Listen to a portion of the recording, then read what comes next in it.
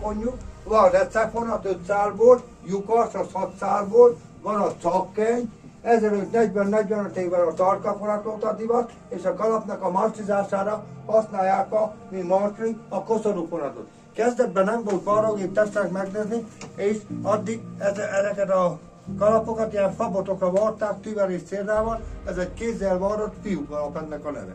És préseletlen. Majd később a németek rájöttek a székember lelőegyességére, és kitalálták a varrógépet, ez 101 évben. Egy ilyen kisebb karimájú kalapot egy földnes ember visel.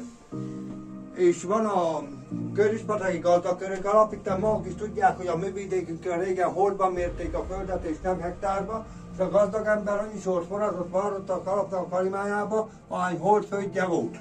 Az értelmiségi személyek a cilinder kalapot viselik, és van a jobbágy terkén kitalált papi kalap. Tehát meg tudom állapítani a kalapos emberről, ha ő pap, vagy a tanárember, a gazdag ember, vagy a földműves ember, aki műveli a földet.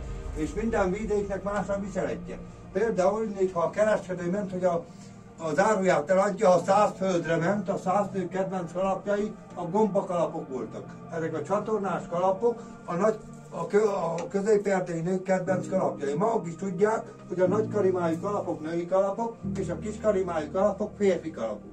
Ezek a bukkos beütött fejű kalapok, ezek a dicső vidéki embereknek a kedvenc kalapjai. Vagy van a jobbágytelki mennyasszony kalap, ott a hagyomány ellenében a lány mikor megy félre, ajándékoz egy ilyen ajándékkalapot a jegyváltásra a vőlegénynek a jegygyűrű elébe. A vőlegény adja a jegygyűrűt és a lány adja a kalapot. Ez cserkész kalap, ezelőtt 6 évvel ilyen kalapot gyártott le az Egyesület 300 darabot, a magyarországi cserkész gyerekek ilyen kalappal mentek a világtalálkozóra Japánba, a képüket megtekinthetik a hátsó szobában.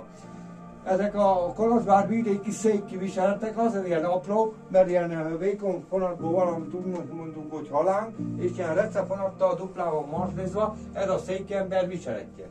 Ezek itt kislánykalapok. Vagy van ez a cakkenyből készült kalap, ez a köröspataki nők kedvenc templomba járó kalapjai, ennyien mennek nyáron a templomba. Ezek szilárdsági kalapok és puhafából készültek, és ennek a neve forgács kalap, forgásból készült kalap. Ezek az avas vidéki embereknek a kedvenc kalapja, avas máramaros.